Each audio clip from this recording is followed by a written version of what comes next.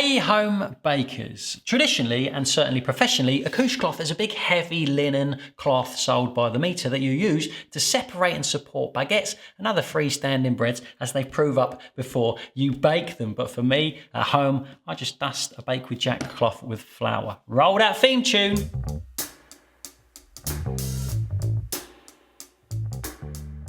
Think about this for a moment, right? Some breads we bake freestanding, not in a tin, nothing to support its shape. Often we do it on a tray where it sat its little bottom while it was proving up, which might sound like the easiest thing to do, but actually it's quite tricky, as we discovered with two rather flawed loaves in video number 175. As you move on, you're more than likely going to want to start stone baking your bread. Sliding its little naked bottom onto the hot stone. This is way better if you think about it for certain breads, things like baguettes, batards, sourdough loaf, where you want that massive increase in volume to bust open the top, making that wicked crispy ear. So then if stone baking is to bake with no support, with no tin sides holding the shape, baking bare to the wind, that means shaping becomes all the more crucial, and so does proving and puffing up. Without support while it puffs up, imagine your baguettes, for example, they will likely flatten out a little bit, flow out sideways, and you'll lose some of that lovely shape. Also think about this. If you're proving a baguette on the table,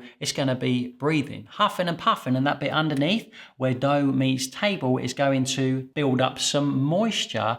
And in worst case scenario, it will glue your baguette to the table. And even if it didn't, if you are able to release it, it will probably cause a moist area, an area of weakness where when you bake it, it might burst open underneath in a rather unsightly way. So then the couche is a nice way to prove up your dough for two reasons. One is it encourages the outside surface of your baguette to dry out evenly. And secondly, it encourages your baguette to prove up upwards instead of outwards. And here's how I make one. Use a Bake with Jack natural cotton proving cloth if you have one. If not, any tea towel will do. Just not a fluffy bath towel or anything that smells like laundry powder. Lay it out onto a tray. You don't have to do it on a tray. I just do this because then it allows me to move it around the house if I need to, pop it in the fridge, whatever.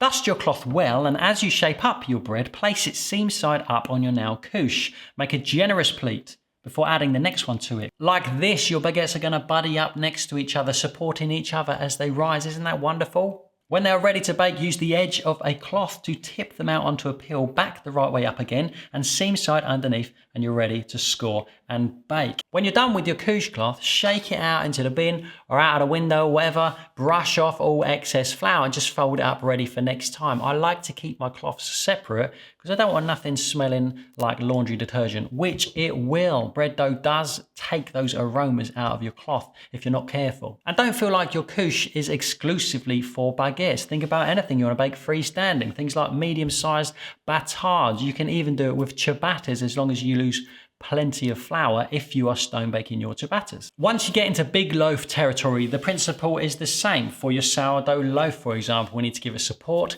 in a breathable environment, and those scenarios we use a banneton basket. You see how it all comes together now? It's the same principle, different thing for a different purpose. Some things I feel need explaining, like, do I really need a big thick couche cloth in my cupboard every time I need to bake baguettes? And probably no. You can dust a cloth and get away with it if you have one of these in your cupboard at home. If there's something you have been considering getting and you can't decide and you want to know my input, let me know in the comments. Thank you as always for being here, and thanks to all Bake with Jack patrons for your massive support. I look forward to seeing you again very soon. Bye-bye.